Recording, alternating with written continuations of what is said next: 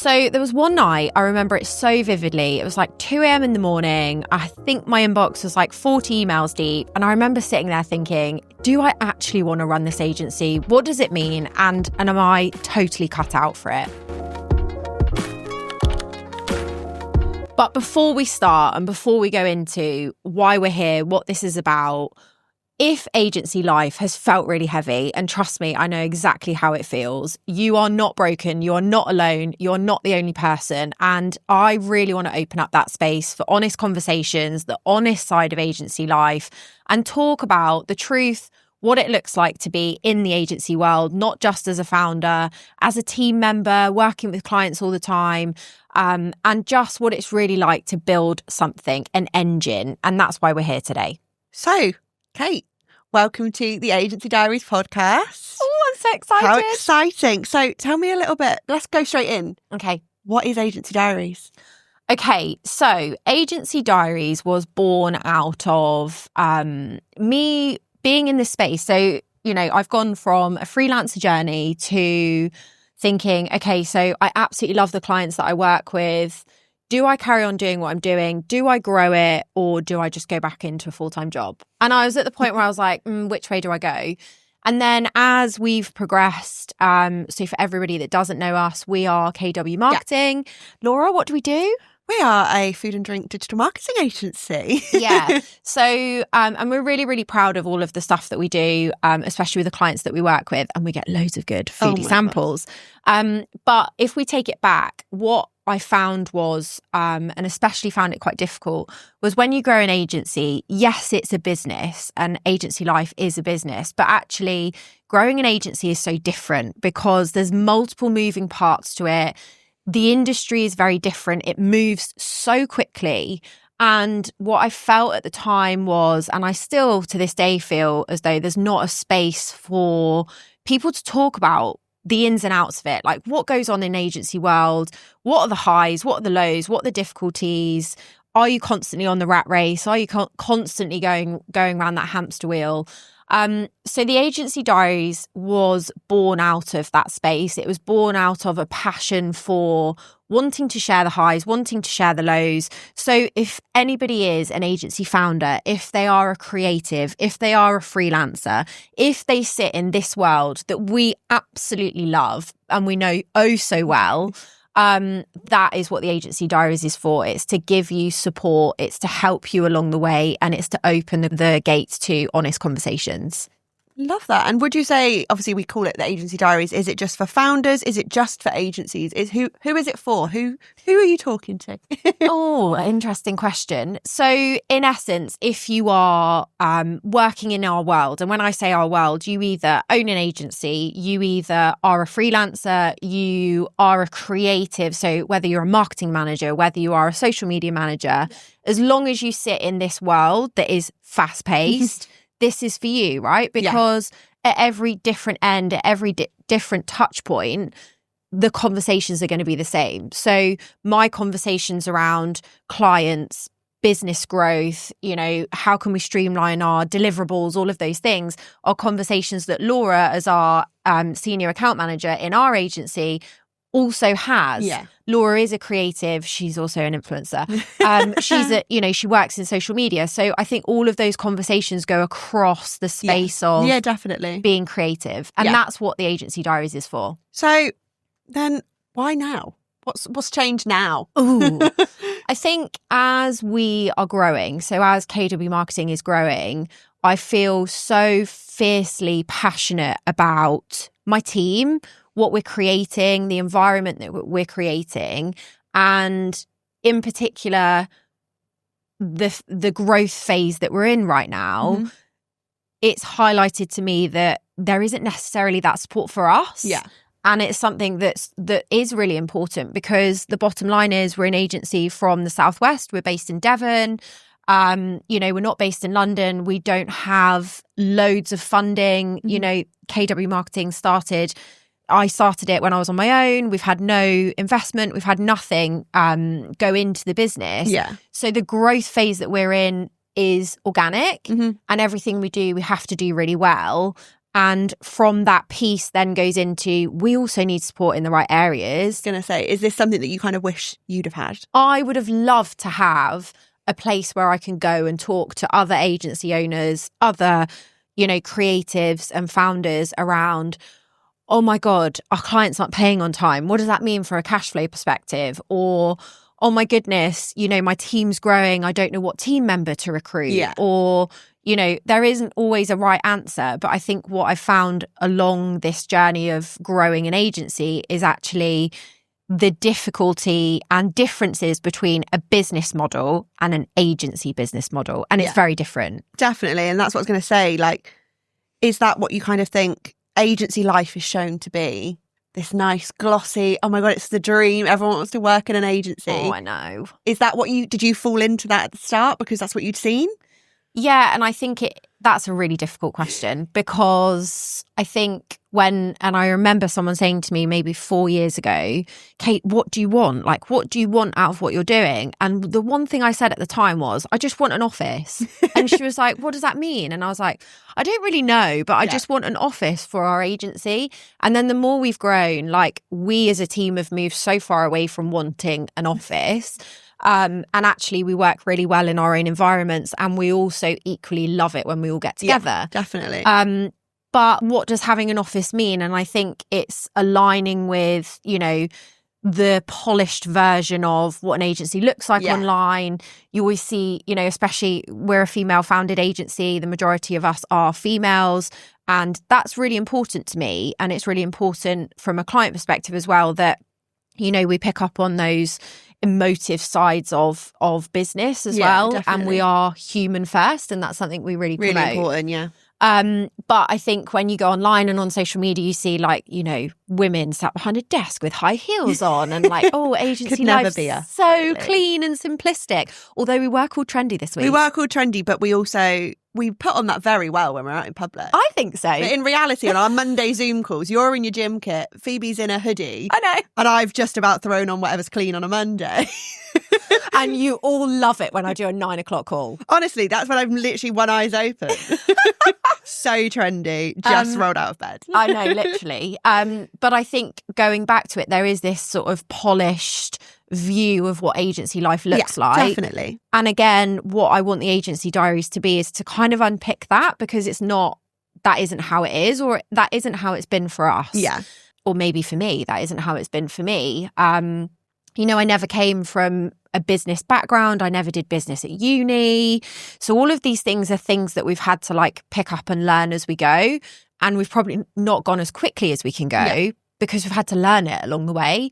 And hopefully this is a space where those conversations can start to form. Because again, I think something else that happens a lot, especially in the agency world, is, and I say this all the time, I know I say it to you guys, we aren't reinventing the agency wheel. Yeah. Agencies have been around for 60, 70, 80 years. Might be an exaggeration. I was going to say, have they? Yeah, but we're not reinventing what we are as an agency. Yeah. We are, one of thousands and thousands of other agencies, but what makes us different? Yeah. And that's a really key important piece that's really, really important. So as we're learning, as we're growing, all of those things then come into, how can we really narrow down? And I think one of the biggest things that really has worked for us is niching. Mm-hmm. And that was a big learner for us. And that felt really scary at the time. I remember someone saying to me as well, you need to niche down. And I was like, I don't want to niche down. And we were at the crossroads where it was, do we niche into email and do we become an email agency? Or do we niche into food and drink and do we go into a specific vertical? Mm-hmm. And we went into food and drink. We're massive foodies. We love all of the food that we get. We love going out and about. But again, I think that it was a massive business move. Definitely. And it gave me sleepless nights. I remember even go back 6 months and I was waking up and I was like, oh shit, we've done the wrong thing here. I remember because when I started, you were very much, I joined and there was an array of clients, but you were like, oh, we're going to be a food and drink agency. And I was like, I'm sold. I'm so here for that. But it was very much we're going to be a food and drink agency, but we're not. And we want to be, but we're not. And it was, obviously, I came in with fresh eyes. So I was like, let's do it. Let's do food and drink. Yay. And obviously, I'm not the founder, so I don't have the same kind of business insights of It was scary. Yeah, I don't have really that. I'm like, scary. yay, it's exciting. Whereas you're like, oh my God, I need to pay the bills. It's really scary. And I think it's scary because, and this is where it comes different to normal business. Yeah. We have to go by seasonality. And a lot of our clients are seasonal clients. So again, it goes into, okay, so if you niche into an audience or, a client vertical, what happens when that seasonality comes in? And again, that gave me a lot of sleepless nights because I was like, God, that means what do we do in February? Yeah. Go on holiday. So it's all of those things around. There's so much noise about what agency looks like, agency life looks like. There is so much noise in terms of what it visually should look like as well. But exactly like Laura just said, the reality is if you catch us 4 days a week, we're like hair on top of our head in leggings and we are working seriously hard. Yeah. Like it's an easy ride. Like it's quick. It's really quick. And I think that's a massive thing. So obviously you've said why kind of you've started it and what kind of the KW's growth, but what can other people get from the Agency Diaries? Like, why is this a thing? Obviously we know why you wanted it and what you felt was missing, but what can I, Billy from Billy's agency, what can I get from the Agency Diaries? So the idea behind the Agency Diaries is to open up the space of the agency world, okay? So it's all those difficult conversations that nobody ever has. And when I say that, I mean things like the difficult client calls that you might have. Yeah. Nobody ever prepares you for that. No one prepares you for that first time that you cry after your call. Yeah. And I think that for me was a massive turning point. And I know we're going to talk about that in more detail in a later episode, but it's how to deal with those conversations, those difficult conversations. Things like all of the stuff that I call boring. Contracts, like HR. Admin Fridays. Yeah. Oh, I hate admin Fridays. All of that sort of boring, in inverted commas, stuff that is really, really important. And when you're a creative like I am, like you are, the admin stuff is really boring because it's not our first skill set. Like the bottom line is we're marketers and that's our bread and butter.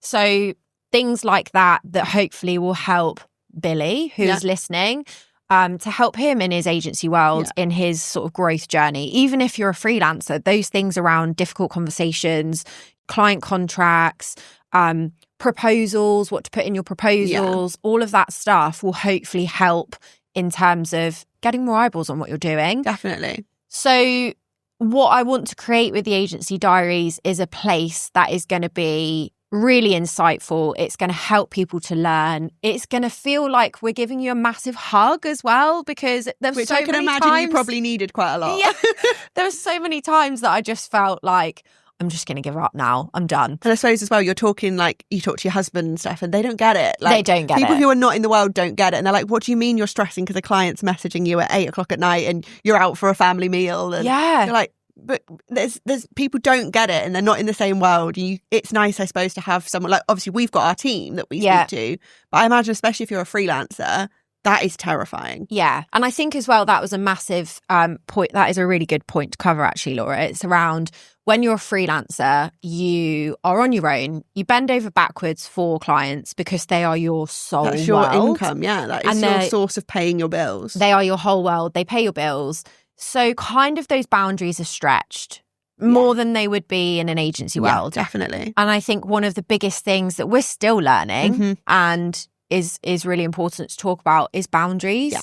And it's how we go from being human first, real people, but understanding that we also have a life outside of work, like same as they do, have a life outside of their business, and don't reply to us when they're busy. Yeah. But when we're busy, we also, like, on a Sunday at 3 o'clock, I'm really sorry, I can't fix your Facebook ads. I have a roast to go to. Yeah, I can't fix your Facebook ads because I'm nowhere near my laptop. No, and that is something that, and again, talking honestly, that is still something that we're balancing, because we are balancing in terms of, I really appreciate that my team need to switch off to show up for their best self, right? Yeah. But then as a client, do they need a reply from a business? And again, I think we're working through that sort of muddy water, which is quite muddy. But all of those things are things that I'm really hoping the Agency Diaries will help with. And I think when you've been saying it, it's really important to think that, like, there is the boundaries, because obviously clients kind of lose that boundary sometimes because they think, well, that we're paying for a service. Yeah. But if they had an employee in-house doing that, would they expect them to work at 7:00 at night? No, because they would go home from the office and switch off. So it's setting that, well, actually, we're humans as well, kind of boundary. And I think that's where Agency Diaries will help you kind of gain that confidence. Because I know from like working with you, you had, until you'd worked with other agencies as well, that you'd seen their onboarding documents and things like that you were like, oh wow, we can be harder than we are. Like, we're too nice. We are too nice, I think. Which is a good thing. But sometimes, you know, when you are trying to switch off in an evening, we don't all want to be upset because a client's angry. And then we're also passionate that we don't want to like leave it and be because we'll all see that message and be like, I could just go and do it. And again, working from home, it's so easy to be like, oh, well, my laptop's upstairs. Yeah, I'll just go and have a look. Yeah, and you're like, oh, don't worry, just pause the film we're watching. Yeah. And I think what is also really important is because it's such a fast-paced environment, because everything moves so quickly.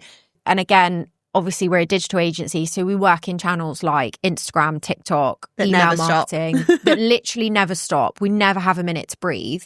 And my husband, again, he is such a good example of that. He's like sat there next to me and he's going, you're going to put your phone down? I'm like, no, this is my downtime now. And I'm like looking at the stuff that we've put out over the last like 2 weeks. It's because I don't have time to look at that. Don't actually acknowledge things. No. And then I'm like, oh my goodness, like Phoebe, who is one of our team members, she's created this amazing thing and I haven't had time to look at it. And then I'm digesting it all and I'm like, this is really cool. Yeah. So because it's such a fast-paced environment, it's about building a business and building an agency and building a brand, which it is a brand. You are creating a brand. And it's about creating it, but surviving at the same time, not creating it and like killing yourself off. And again, like we all talk, there's such a buzzword around burnout, and I hate the word burnout. And it's like me hating the word strategy and digital marketing because I think it's a buzzword. But burnout in terms of in agency world, things go so quickly that burnout happens quicker. And that's when, you know, when we're on team calls. And again, Laura, you're a great example. Like I see you on a call and you're like, I've just got this list to go through with you. And I just need to talk to you about all of these things. And I'm like, whoa, let's just break it down. Let's calm down. But that is because it's so fast paced. Yeah. And if I go back to my corporate days, I thought it was fast paced then. Yeah. It's not. It's not. And I think that is another massive learner for me, that this is such a fast paced environment. And it's about building something where it's sustainable and you can carry on surviving with it and not killing yourself off during the process. I'm still alive, by the way. You're still alive. Still alive, but she's barely breathing. Yeah. So we're going to just take it a little bit deeper. Oh, gosh. Going to be just some quick, hard-hitting questions that kind of inspired why KW is a thing and now why Agency Diaries is a thing. So tell me a bit about the night where you nearly quit. Oh, okay. So I had, it was a client project that we'd been running and we were right at the last point of the client project. Like it was just about to go live. I was so proud of the work that we'd done. Like it wasn't just work I was doing. The whole team had got into it. Everybody had gone like literally above and beyond for this project. And there were so many people like hoping and praying that it would succeed. And then something at the last hurdle like fell, or something had happened, and without going into too much detail and naming any names, something had tipped it. And I was like, oh my God, the book stops with me. Like my team have now gone home. They're all really excited. So I felt the pressure from my team thinking, we need to make this amazing. Yeah. I felt the pressure from the client because they needed this to go live. They needed it to succeed.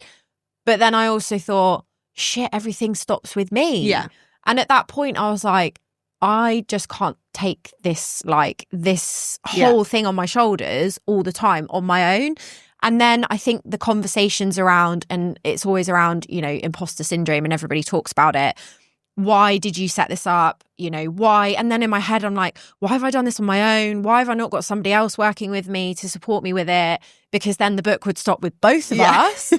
And then I have to like pull my thoughts back and go, we've done amazing. This is who we are. This is what we've achieved, and try and like pull my own thoughts back in my head. But I think for me, it's always project related. When I second guess things, it's always when we've spent so much time and money into a project and something really small can just tip the scale. And I'm like, oh, that is like... So do you find client things kind of, obviously that was kind of your area of expertise, like dealing with clients and that. Do you find that harder to deal with now running an agency or having employees, doing that HR head? What is your kind of, I don't want to do this is scary? So I think, and again, I had a really interesting conversation last week. I was like fully in operations. So I started, and basically the agency was born out of me being an OCD freak and being really good at organising. Yeah. And I was like, I can do this because I'm so organised. I'm really good at getting project deadlines done. Bit of a geek at heart. So loved all the tech, and that's where it started in my freelance days. And then I think as we then started to recruit and employ people, we were really, really lucky with our first few recruits, which weren't the current team now. But that was a massive learner because they were like my first team members. Yeah. And I was like, oh, I'm not quite sure how to do this thing. So was that, just to interrupt you there, was that always a decision that you had from the start that you were going to grow and have team members, or were you just, I'm going to be a freelancer? It was, I'm going to be a freelancer. And then I got to the point where I had so much work and I was like, what does that mean? Yeah. Then I kept freelancing, but using other freelancers to help support with my work. And then I got to the point where I was like, should probably just grow what I'm doing properly. But in answer to your question, because I was so like operational led, and again, I think that's probably where we work so closely together around what does that operations piece look like? What does that delivery piece look like? For me to step out of that is a massive step. Yeah. Because that's where my skill set was. That's what you started. That's where you started and what you were doing. Yeah. So for me to then step into that sort of visionary business head of, right, okay, this is real now, Kate. Yeah. This is like, you've got to grow this thing. How are you going to do it? And what levers can you pull to do it? For me to go from ops into that piece, I felt has been a massive transition. Yeah. I don't feel like I'm fully out of it, but I feel like if I go back to January 24 versus now, I am like 90% better than I was back then. And that goes into having a great team. Like I know that if I speak to you like this, and this, and I'm like, yes. So that is really important. Yeah. But to go from one part into another part and into that sort of visionary business growth phase, that then has all the, and I'm going to call it boring stuff. Yeah. HR, goals, contracts, all of that stuff that doesn't come naturally to me. Yeah. So, and again, a really good example, I spoke to one of the team yesterday and they were asking a question about a project and I was like, I'm just doing accounts at the moment. Like I physically cannot answer any questions because I find it hard to get into that zone. Whereas if somebody said to me, Kate, go and create an email campaign, I'd be like, yeah, it's done in 5 minutes because that comes easy to me. So I think from that growth perspective, it's really important that you identify where your skill sets are, what lane you want to be in, and whether it's the right lane to be in. Yeah. And that's always a balance. Should you be in that visionary piece or should you get somebody else to help you with that visionary piece? And we're still navigating that. So as we're still navigating that, how are we going to help people in the Agency Diaries? What's going to be there for them? Ooh, so I am so lucky that we have had some fantastic people that have supported us along the way and over the years. And they varied. So they varied from like sales coaches to HR, like we've had some HR support from one of our old clients, which I'm so grateful for because, again, that's such a tricky one to navigate. We've had somebody help us who I call my GDPR lady because for me, like all of that stuff is just so difficult to navigate. And recently, I've spent a lot of time, and especially going into 2026, thinking about what it looks like for us. And more so than ever, a word that I keep using with the team, and Laura, you'll know this really, really well, like we have matured so much as an agency. So as we mature, it means that, and again, that engine that we're building is going to keep going, but it's going to be going faster. Yeah. So I've spent a lot of time working on what that looks like for us. And we have the framework around how we're building it. And I'm going to share that within the Agency Diaries. Because again, it sounds really simple, but why run an agency? What's the goal?